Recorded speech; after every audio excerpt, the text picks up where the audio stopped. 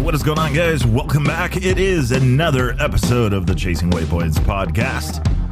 Took a week off. It's been a bit of a ride, but we are back. So, this week we've got episode number 30. 30 episodes already. That means, 22 episodes away from 52 in an official year. I'll have to go back and look at the first episode. I have actually been looking back. But anyway, this episode,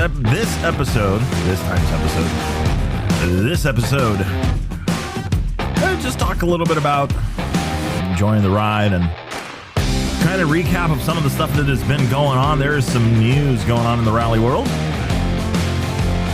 And I want to talk a little bit about what is going to be happening. I know a little bit of information, but we are working on getting some more info from these guys. Try and be super vague and make it all dramatic. So, hope everybody's been having a good week. It's been 2 weeks off now, or, well, we skipped an episode, but we are back. San Diego been burning up. Somebody left the oven on, and it has been absolutely gnarly. So, no riding this week. You know, total fair weather rider. Well, other than that last ride, if you guys heard the last episode about the road book experience and losing my road book virginity. Great episode. Got a chance to ride with gnarly Dave Manriquez on one of his new road books out in the high desert, and that was a blast. Learned some stuff for sure on the 790. So we're working our way to find a skinny bike now, a little more aggressively. Probably talking to Matthew Glade over at Rally Motor Shop this week and get a setup for a bike that I want to get, but just, you know, have everything ready to go and just bolt on and ta-da, rally bike. Well, not really rally bike. I don't see myself competing in a rally. I enjoy spending too much time in the bivouac, talking to everybody and listening to everybody's stories, but I'll run some road books, go out there, get lost, ride off into the sunset, you know, get lost a couple dozen times, have fun with it. Definitely, but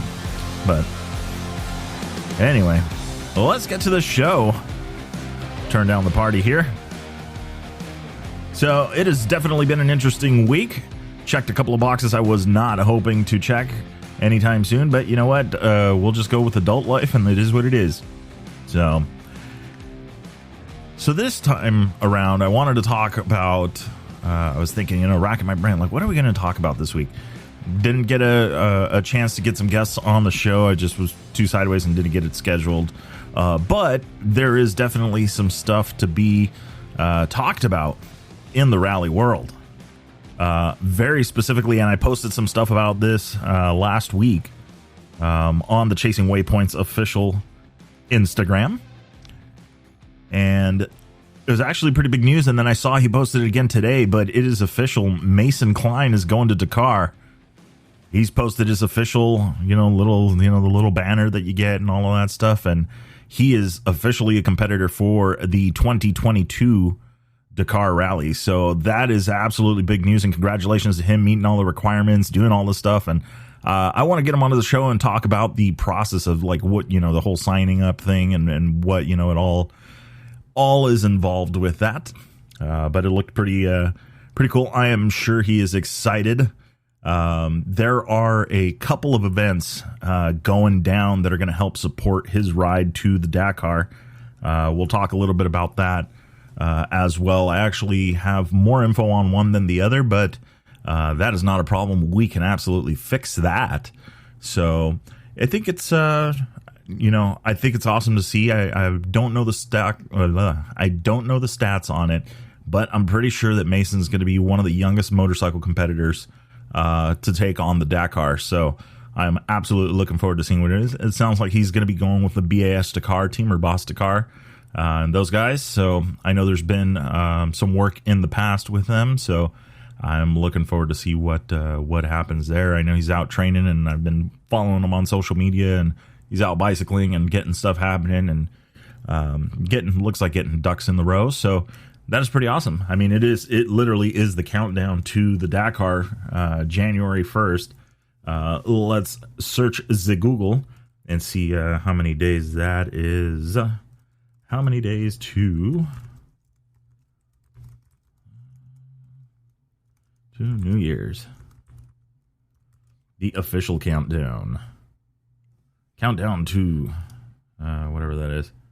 145 days to New Year's. So effectively New Year's, I think, is the first day of like one of the kind of all the ceremony stuff, or it's like the second or third or something like that. But anyway, as far as I know, as far as I care, is just, to me, it's like, hey, January 1st, Dakar.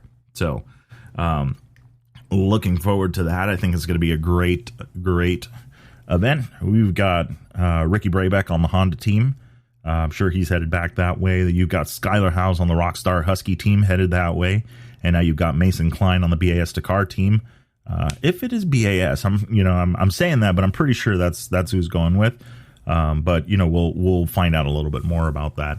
So the other side of it, let's talk a little bit about helping get Mason to Dakar. So I know that Chris from Moto Minded has stepped up, and the sale of the rally kits, of his rally kit for the motorcycles, he's going to be donating a portion of that to Mason's Dakar efforts. So if you guys heard the episode with Skylar Howes about getting to Dakar and kind of what all is involved with that, Mason is definitely on that journey. I know that him and Skylar do talk and do work together on road books and stuff like that. So it'll be interesting, to get some help there and see what shakes loose there. But should be good. So one of the first events, or it's an event coming up, I know that Happy Dave is working on an event with Mason and getting that going, and I'll get more details on that, and I'll share those as soon as I have them. I already talked to Dave, and he said he was totally down to do it. But the other one, I had a message from Mason connecting me with a Dan Bartolucci about the SoCal Roadbook Rally coming up. So this is, I talked a little bit to Dan about it, and this is an event that's been going on. He's done 2 other iterations of it, and it sounds like, it's a pretty cool event. I want to say event / ride, right? It's more about just a bunch of guys getting together, a bunch of people getting together and riding some road books. And he's been out doing his homework. If you guys follow him on social media or see some of his posts, he's out in the middle of nowhere. And after talking to him, he's got quite the stable of bikes. So it's ranged from the 790 to the Husky to a couple other bikes. So that was actually pretty cool. It was a really good conversation with him. We'll get him on the show sooner or later to get some more information, but also find out some about his history, because I know that he's raced the Sonora Rally as well, and so did some fun there, and also I believe was down at Baja Rally as well. So Baja Rally coming up to September 26th through October 2nd. That'll be another great event and a great time. Going 6 days this time instead of the normal 4 day or 5 days, 5 stages. So that should be interesting and fun. But let's go back. SoCal Roadbook Rally. So there is a link. I will share this in the description for you guys to check out. But it's going to be October 20th through the 24th, based out of Cantil, California. According to the website on Adventure Rider, it's going to be 25 miles north of the Mojave. So you guys will see it once you get in there. But there's been 2 other events of this.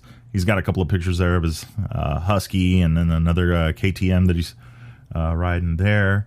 Looks like it's going to be Wednesday, October 20th. We'll meet up and do their thing. Thursday, they've got one loop, very specifically not big bike Renly. So unless you're Quinn Cody is allowed to do things because he does things anyway. So I will not divulge a bunch of information, but it looks like it's Thursday they got a loop, Friday you've got a loop, Saturday you've got a loop, and Sunday you've got a loop. So that was 4 stages, works out to all right. That's right. Better get your big boy pants on, because this is okay, without doing the super math on it, I am looking at probably about 600 miles or so of road books. So that is some work. So hats off to Dan for getting out there and making these road books. because that is not easy to do that. So it is a camping event, or a camping ride. So you'll be out there. You got to be self-sufficient, doing your thing. Rally Moto Shop, of course, got to be their place to get your equipment and stuff like that. In talking a little bit to Racer X, as I will call him, he did tell me that this was one of his first events in Roadbook and kind of got him hooked. So there's a lot of new guys there, and you guys are welcome and to kind of get their feet wet in the rally world. This seems like a good event, having some people just coach and run around and help you, and everybody work together. And so I think it'll be pretty cool. So let's see. We go back here. We've got, one of our very own local racers. Yep, Mason Klien, going to be headed there. So hopefully he'll be down there and helping people out and just kind of talking a little bit about his stuff.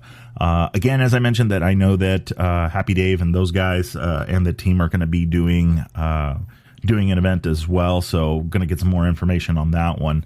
But yeah, already got a few riders signed up for it. Got some really epic pictures out in the Mojave with the hills and some of these trails and stuff like that. I mean, it's going to be pretty cool. I'm thinking I may just go and set up camp and just hang out, be one of those guys in the bivouac, just bothering everybody and talking to them. But this looks pretty cool. So jump on that link, jump in the description, check out the link so you guys can check out some of the pictures that have been posted and get a better idea of what the event is going to be like. I think it'll be really, really, really cool. So looking forward to it. Looking at some of these. Yeah, I'm just still scrolling on this. But that's over on Adventure Rider. So anyway, look for the link on the description. So we got that one. We got the ride with Happy Dave, and I'm sure I'm going to talk to Mason. He's working on his program and setting everything up. Sounds like in September we're going to be talking about his quote unquote road to Dakar, and it will be interesting. I want to know more about the registration process and what he's kind of gone through, and then getting everything together. It's not the easiest event to get ready. I mean, I know there's got to be a ton of logistical stuff and a ton of the requirements and things like that they want. So it'll be interesting to see what he has experienced so far, and then how the events are going and stuff like that. So if you're building a rally bike, like I said, if you're building something or you want to do some traveling and do some stuff like that, and you're looking for a tower, do check out the Moto Minded one for the KTMs. And I think it works on a couple other bikes, but I'll include their link. Also jump over, because this, again, is also helping support Mason Klien's effort to the Dakar. So that should be good. But anyway, so moving on, I think the next thing that we were going to talk about, and I was racking my brain, what are we going to talk about this week, right? Don't have a guest. I've just, I've been focused on personal stuff and just getting it going. And I thought about it. The idea came to me this morning, hanging out with a friend, and it was like, this whole thing, 30 episodes, right? Like when I started episode number 1 and I heard it the other day, and I'm going like, damn, we have come a long way. Intro, outro now, and the audio quality and stuff like that, and the workflow is just a billion times easier. I was using Ableton Live to basically edit the episodes and get the sound just right and get everything just like right, perfect. And it was very time consuming. I mean, literally, if it was an hour-long episode, it was an hour-long processing, which is absolutely insane. So for those of you that are thinking about getting into creating your own podcast and doing that kind of stuff, Anchor's one thing for sure. I love that because I can just send it to one place and then it sends it out to the other places, iTunes, Google, and Pocket Casts and Spotify and all these other ones. But anyway, ended up getting some equipment from Rode to record, and obviously the audio quality is 100 times better, and so I'm enjoying that. But the thing is that I really is just kind of thinking about it. It's like, I've really enjoyed this ride, thus far. And I'm not doing it as like, hey, this is, going to be the end. This is most definitely not. I feel like we're getting started still.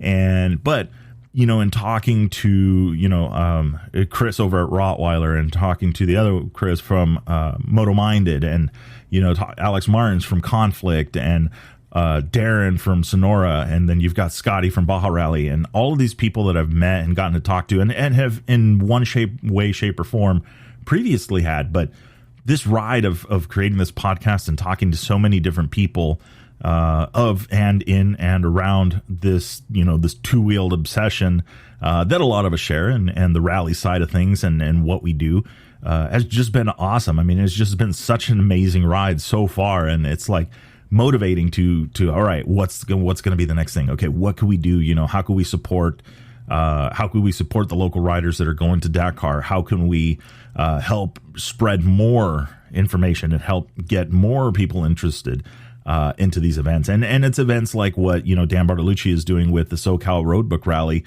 rides like that where hey, here's a roadbook here, go ahead, here's a group of people that are going to go camp out in the desert. And if you ever sat around a campfire, or if you've ever sat in a bivouac, that is a whole nother deal.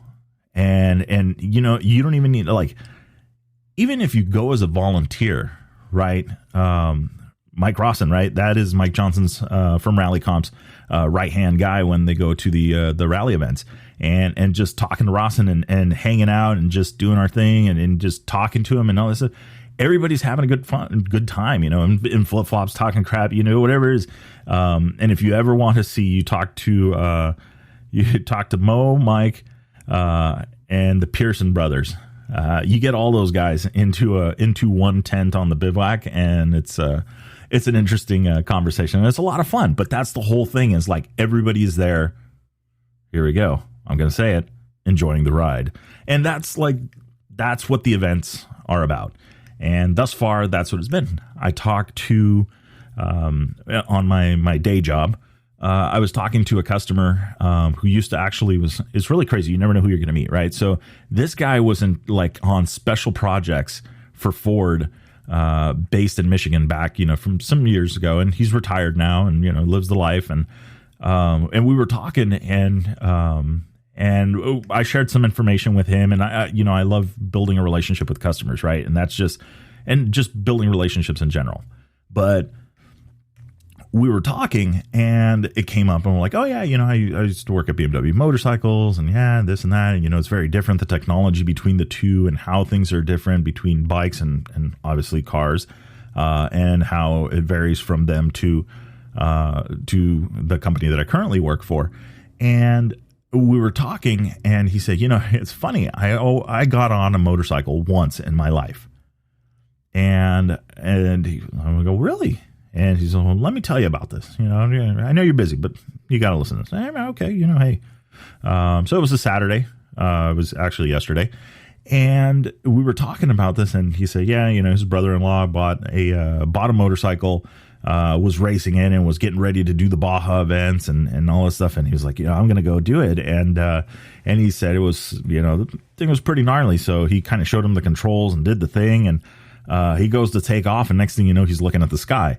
And normally the story ends where they loop out, hit the ground, and then, here we go off to the ER. But no, he said he rode it out. He panicked and froze, but that's actually what saved him.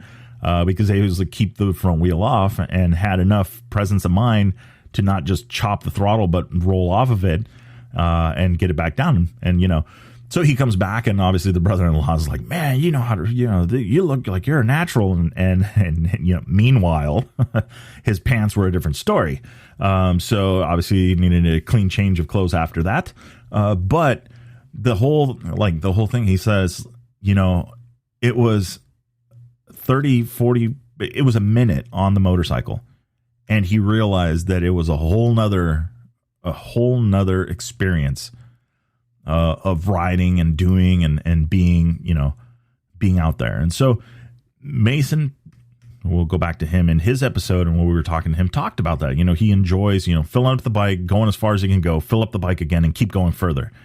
And that is something that has been kind of the common theme on a lot of people that we've talked to, and a lot of people that we talk to adventure bike riding and stuff like that. It's like, hey, I'm not necessarily, I don't care about being the fastest. I just want to go ride and explore and do this stuff and go out and take it out. And when he was telling me that, he's like, yeah, I realized it, that, you know, it's a whole nother world. And he said it. He saw people that have never ridden a motorcycle will never understand.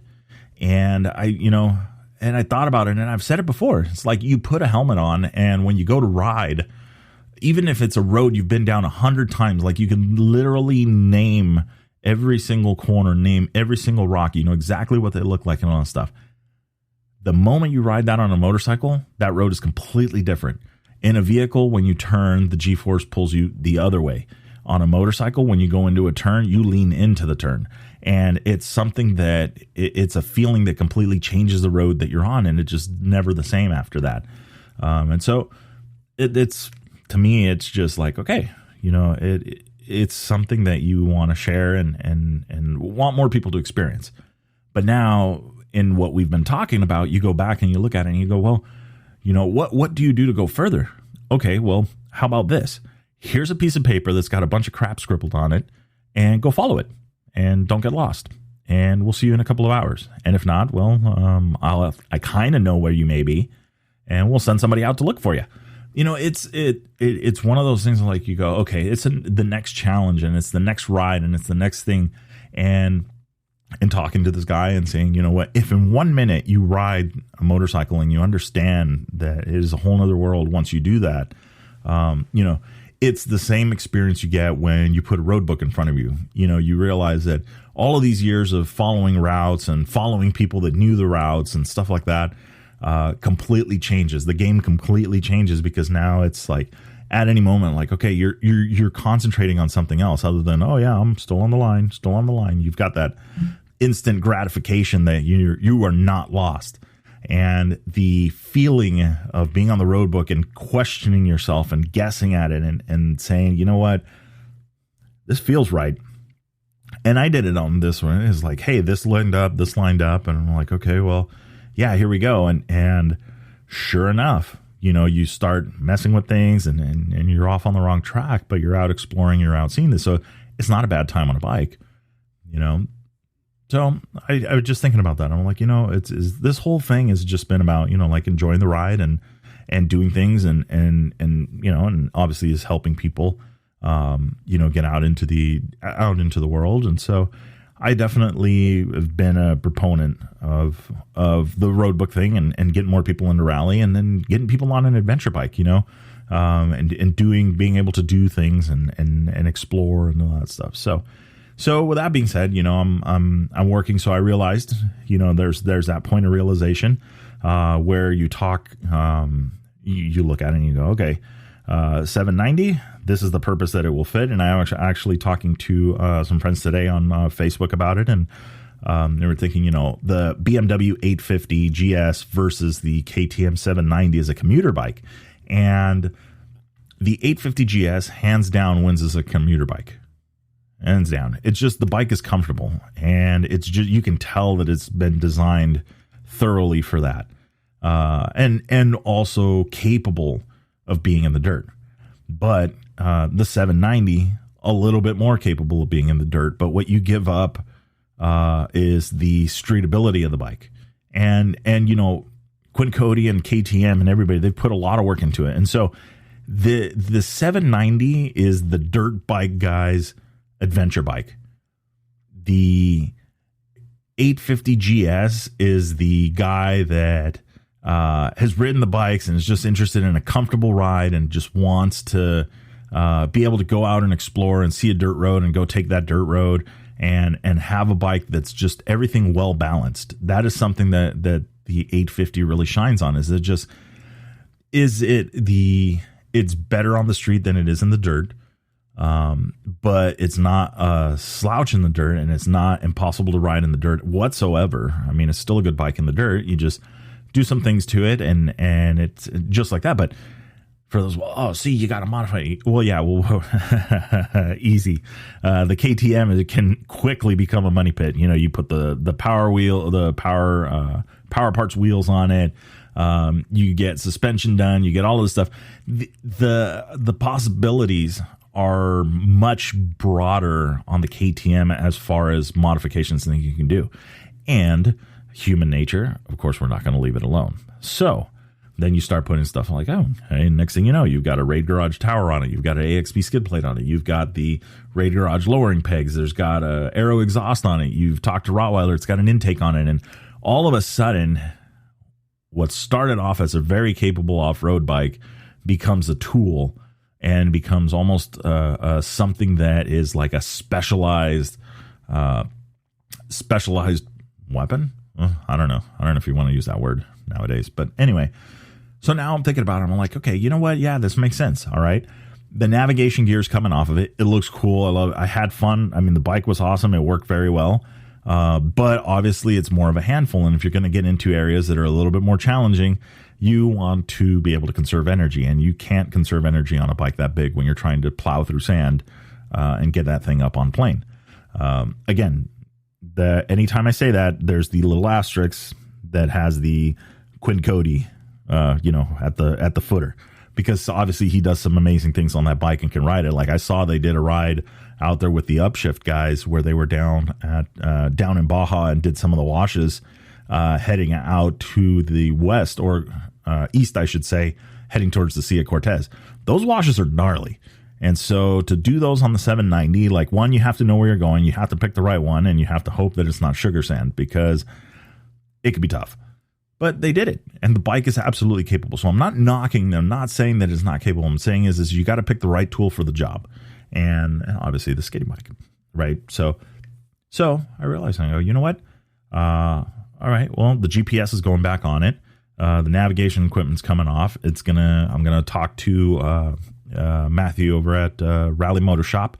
We're gonna get the bar mount stuff for it, so we have a way to quickly bolt it on until we get a bike sorted, and then we could get a rally tower on it and that kind of stuff. And at that point, probably talk to Chris over at Moto Minded and get their setup, help Mason's efforts to get to Dakar, and then just go from there. But the big thing is that, okay, in that conversation I had, right, here we go, 62 tangents later, the conversation was, yeah, but it's like, for what I want to do, and explore and all that stuff, the 790 fits that better. I have signed the waiver, and I understand that I'm going to suffer a little bit more on the road, in exchange for a bike that's a little bit lighter, maneuverable, and will work a little better in the dirt, where I think it's going to be a little bit more tiring for me. 790, yeah, if you follow the videos, the 850, if you've seen some of the videos and some of the stuff that I've posted, I've had that thing, almost waist deep in a pond. And I mean, I'm going to say that BMW created the adventure market, and you could fact check it, and Instagram is great at that, but, you could go back and look at it, but to me, that's what it is. So to me, those guys, BMW, will always build, an adventure bike that's a tank. And it's something that's reliable, and something that will it'll get there. KTM in this case, I think, builds a little bit more of a racehorse for that general. And it's funny because I always, whenever we go to the tacos or we go to wherever it is, I try and tip the guys that are kind of looking over in the parking and stuff. And hey, thanks for taking care of the horses. And because that's how it feels, right? It's like you've got this particular horse that does a particular thing, and that is the fastest in this, or is the fastest in that, and so that's, I don't know, just whatever, how I see it. But I think that it's time to really put things where they belong with this, and just make sure that we go out. I mean, I've already started talking to the guys from Lost in Baja. We're going to be doing a ride once the weather gets a little bit better. I want to put something together, work with them. Hopefully we can get some involvement with the guys from Baja Rally, Scotty and them, and just put something together. And the idea behind it is to go out, explore, try something completely different, and do this stuff. Like you have, when you look at BMW, right? They have the trophy, the GS trophy, and they do that kind of stuff. And I go, well, you look at KTM, and they have their adventure rally. And so I think that there is a lot of people that would be interested in something like that, right? You've got the Geico Adventure Rally here in San Diego, or the eastern part or northern part of San Diego. I don't know, whatever county it is, but you have that here in the SoCal area. And so there's all these rides and things like that you can go out and just enjoy these bikes that you've gotten. But it's like, okay, well, let's get the bike ready to enjoy that stuff. And then let's get a bike ready to go out and do road books.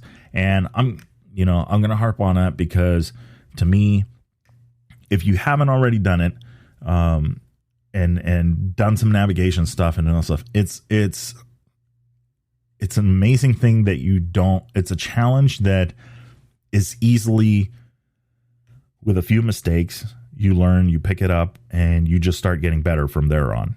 And I think that a lot of people should really try and explore that. And if you're a dirt bike rider that's been riding dirt bikes for a long time and just kind of over the going fast and tired of the, having to pin it and get, risk injuring yourself and spending tons of money on parts and broken things and, broken bones or broken parts, all that stuff.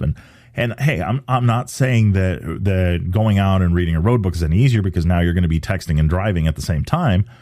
But writing a road book teaches you that there's times to go fast and times to sit down and navigate. And so once you figure that out, and once you get used to that, and I ran across that with Dave, and he told me, he's all like, dude, look at how much distance is between these notes. Get up on the pegs and get going. And you're right. But when I ride my adventure bike, I have one speed, and that's it. And because I feel like that's within my talent, and I'm not going to ride in over my head, because one, I don't want to be a liability to somebody else, and two, I enjoy being able to walk normally and not have to wear a cast and, have somebody to wipe my ass. I mean, it's one of those things that I try and ride within my ability at all times, period. And if I'm out there scaring myself in the middle of nowhere, I'm not necessarily the best at that, pushing myself to that limit. But it's because I'm out enjoying the ride and having fun and doing the thing. If I'm in a group in a camp and it's kind of, I feel like it's closed course and there's people on there, it's okay, well, maybe we'll do something a little dumber. But until then, and until the confidence builds, there's no sense in riding that way for me. But anyway, going back, it's like, okay, well, now that now that you've tried it and you're going and you're thinking, okay, I've done all of this in racing and I've done all this and man, I love it and I enjoy going fast, but it's like, okay, it's time to do something else and push for something, and learn a different skill. And this is the way I think to do it. For the longest time, and this is where everybody unsubscribes.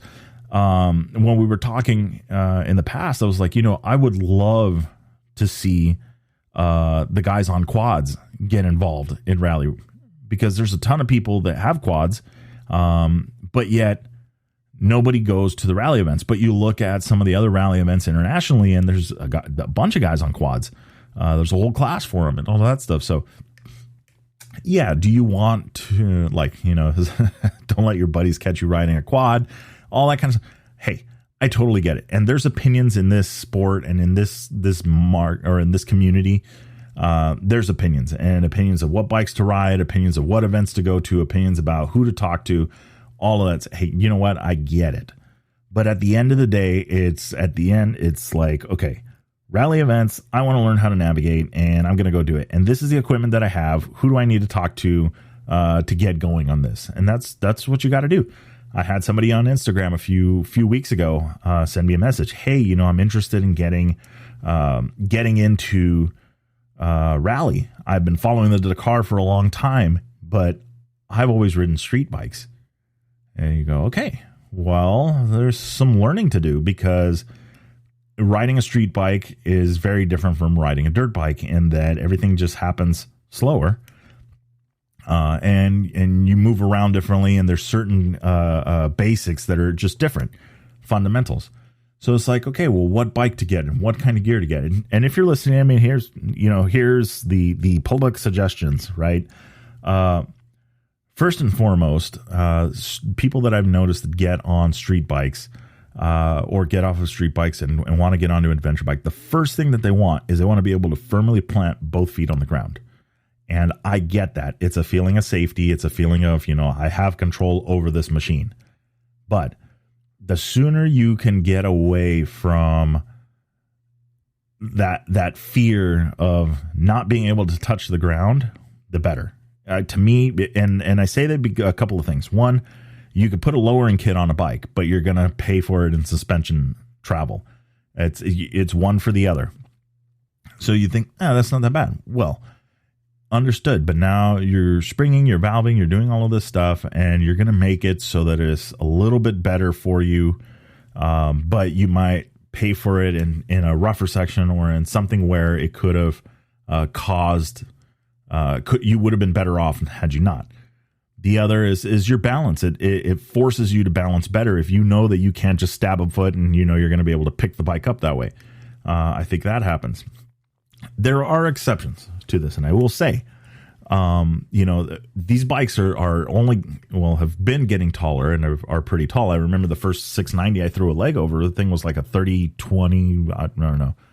It was like a 46 inseam. I mean, it seemed like you needed to be at least 8 foot tall to stand on your tippy toes. But the bike has since changed. They've lowered it and they've, removed some of the travel so people can do it. But if you can sit on the bike, put 1 foot on the ground, 1 foot on the peg, and maybe have the sides out a little bit, it's okay. Get used to that feeling, because you need to get used to balancing anyway, because this whole game is all about balance. So once you get that, that's I think rule number one.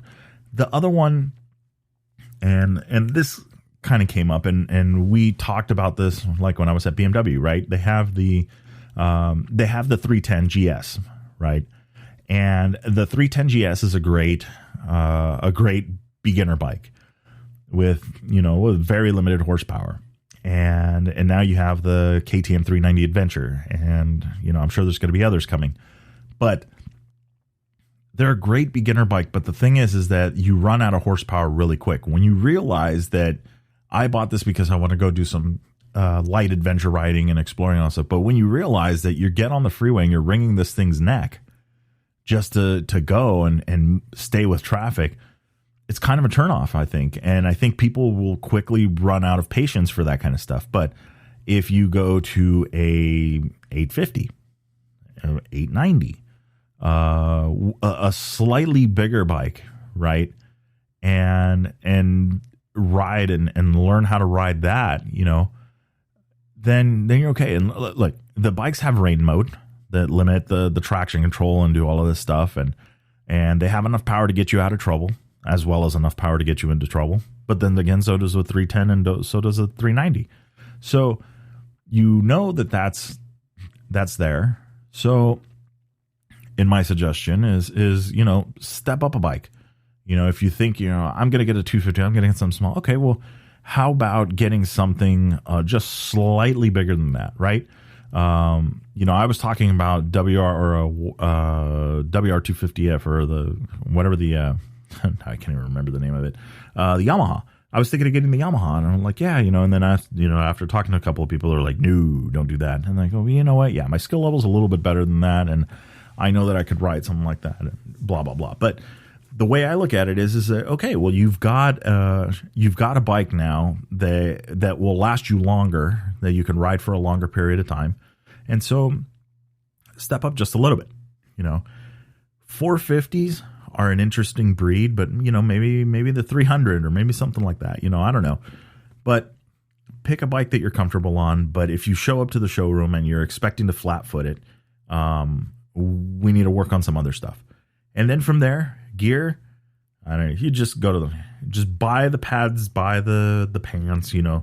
If you're going to be hitting the deck, don't buy the most expensive pants. Don't do that stuff. Buy the pants that you're willing to get torn up if you're wearing pads underneath. Or if you're going to go adventure bike and you want to go full send, Klien has a great catalog of stuff, and so does BMW, and so does I think Dainese now stepped into the game, and there's a couple other people, and of course there's always A-Star, Alpine Stars, Troy Lee Designs. I'm a fan of Troy Lee stuff, but more their motocross gear, because I know it's like, hey, I'm probably going to tear these pants up if I hit the deck, and I don't want to cry about my $1,600 pair of pants being done. But then again, I will say though, you could probably hit the deck on a pair of Kliens and still not really do much damage to them because their stuff's actually good.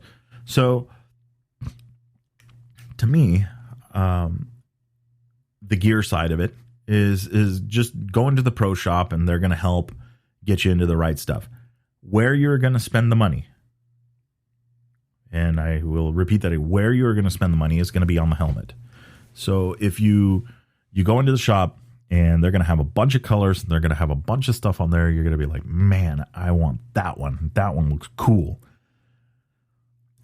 You are picking a helmet on the wrong thing. I know enough about the helmet game that my experience, I wore HJC, I wore Shoei when we were doing the race car stuff and all that stuff. And I thought they fit well, but that was kind of like there was only these helmets that you could get. So I decided that I was going to, one day when I was at BMW, and I said, I'm going to try on that. There's an Arai in the corner I'm going to try on, and I think it's in my size. So I went over there and I tried it on, and it was game over. It was like they flew me to Italy. They said, we need to measure your head, and then we're going to make a helmet for you. That's how good that helmet felt. And I just said, you know what? I'm hooked. I'm going to get this helmet. So once I tried it on and I got the helmet, I realized it's like, you know what? This is very true. Spend the money on the helmet. The helmet is the investment. The helmet is the thing that's literally going to protect your noggin. Broken arms heal, yada, yada, yada. But hit the deck once in a helmet that's not right for you, and you're going to cause some serious damage. So save the budget for your gear, make your budget, but just understand that the majority of that budget is going to go to the helmet. And forget about, you know what, if the helmet that fits you doesn't have a design you like, then most of them are available in white, gray, silver, black, matte black. Just pick the plain color one and put a bunch of stickers on it, or talk to your local sticker guys, and I'm sure they can come up with a sticker package that you could put on this helmet that will work for you. Why? Because there's nothing that is going to replace a helmet that does not fit correctly or that fits just right. And being said, so you definitely want to go that route. So the gear part is actually kind of easy, but just try on helmets. The helmet I can't harp enough on. Helmet and boots, right? I think we're probably going to be the two bigger ones. The rest, just make sure you're wearing the pads and then that kind of stuff, and know that you're going to hit the deck. So yeah, and don't go do your best impression of Johnny Campbell or I don't know who the other, Mouse McCoy, or I'm trying to think of all these other, Evel Knievel, Travis Pastrana. I said it earlier, just ride within your, hey, I don't feel comfortable at this speed, I'm going to back it down. Do not be afraid to do that. And if your buddies, get on your case about it or whatever, that's fine. Because unless you have a written letter that says that they're going to pay for all your hospital bills and they're going to help make up your income that you miss out for missing work, okay, at least it'll stand up in court then. But anyway, so get a bike, get the gear. Just go out and do it. There's a lot of people, a lot of good people at the pro shops and stuff like that that can help you, or at the dealerships that can help you pick the right motorcycle. Training. I'm still going to do this. I haven't done it. I'm waiting to get the skinny bike, and there's two. I want to do one of Jimmy Lewis's schools, and then I also want to go here in San Diego and talking to Travis from Every Single Sunday. They work with the Enduro coach here in San Diego County, and I want to go do one of their classes. So I'll probably do that class first, and then I'll probably sign up for a Jimmy Lewis school. And to me is, if you learn a skill and you get something that you can develop and work on and grow, it makes the riding just that much more enjoyable, right? You're not as concerned about certain things, and you have more confidence in yourself and your abilities. Because that's when you're in the middle of nowhere, it's just you and the motorcycle. So if you go down the wrong road, it's up to you to figure it out. And so you want to be ready for that. And the way to be ready for that is in a controlled environment, scare the shit out of yourself. And then, okay, I survived. I did this. All right, let's do it again. So I think to me, you just got to seek that stuff out. And then once you can, just get going. But at all stages of this, the theme is still the same. Enjoy the ride and make sure that you're having fun. And you know what? And yeah, you're going to push yourself, and there's going to be days where you're like, dude, I don't want to get on the bike, or, oh, this sucks. Or, man, I'm still hurt from that time yeah, that's fine. But if you're enjoying the ride and you remember, like, this was so cool, like, I got to see these areas that I've never been in, and this is like 10 minutes from my house, and how is it that I don't know about this stuff? Then go do it. When I rode this route with Gnarly Dave, I'm looking around and I'm doing the tourist thing, and I'm just looking at these areas that we're in, and I'm just like, this is amazing. And I had no idea this was just 2 hours from my house. And it's one of those things that you see these hills and you see these areas, and you're going up the side of this mountain and you look back into the valley, and it's just like, wow, there it is. This is the whole thing, now that I've seen those trails and now that I've seen that stuff, it's like, okay, cool. But I did it on a road book, and I did it, without following a line would have been cool, but I followed a map, right? Went back and did the Indiana Jones thing, right? And go back and here's your paper map and, do that thing. And it just was so much easier to enjoy the ride. And so, and so much more fun and so much more stuff. So I don't know. I'm going to go back and see how many times I said enjoy the ride in this episode. I think that's going to be the challenge. And then maybe we could do a drinking game on that.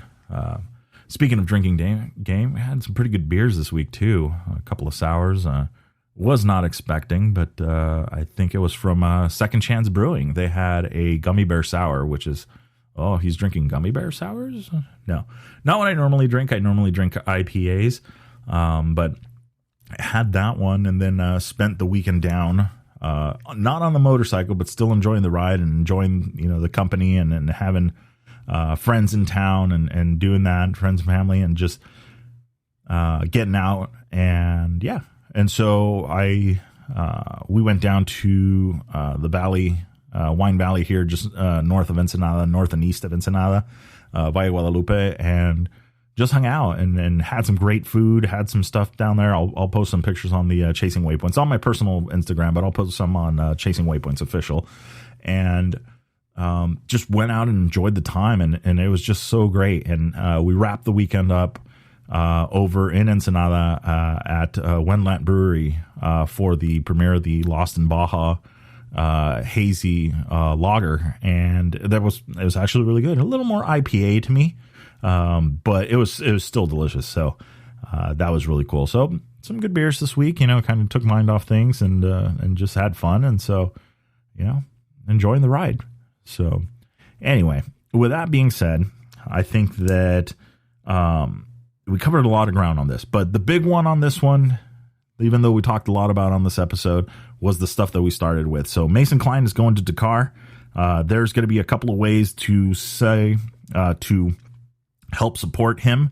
You're going to find those links in the description to the podcast episode for that. And that's one will be through the kit purchases from Moto Minded, the rally kits. And then the other one is going to be the SoCal Roadbook Rally coming up in October, towards the end of October.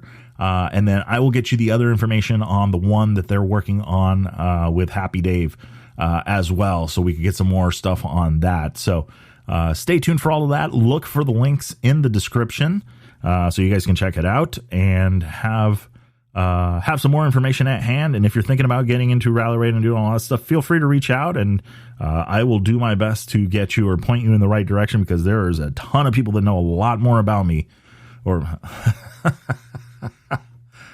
like the government, that know a lot more about this sport, and that can be a great resource, namely like, Matthew over at Rally Moto Shop. So anyway, with that being said, we're at exactly 49 minutes and 24 seconds. Here's the outro.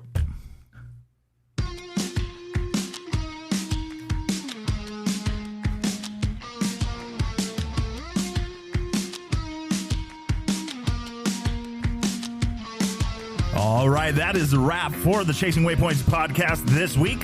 Hope you guys enjoyed the show. Don't forget to like and subscribe if you like what you heard. We are available on Apple Podcasts, Google Podcasts, and a bunch of others. Also, follow us on social media. You can find us on Facebook under Chasing Waypoints, Instagram Chasing Waypoints _official, and of course, the YouTube under Chasing Waypoints. Hope everybody has a good week. We will see you guys for the next episode. Remember, shiny side up, and don't forget to tag us. We want to see where you guys are riding and what you guys are up to. Have a great week.